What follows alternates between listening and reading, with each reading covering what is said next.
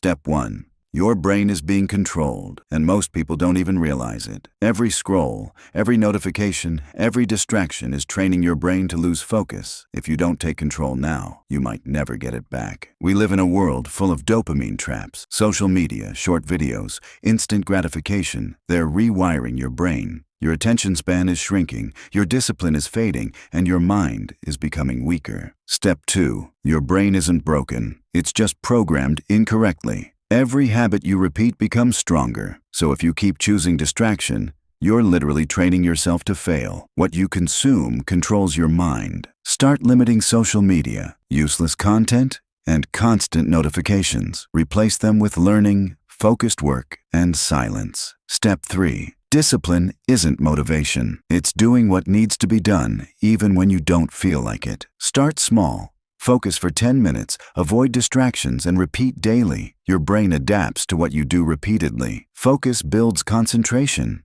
Distraction builds weakness. Choose wisely. If you don't control your brain, someone else will. Take control now, before it's too late.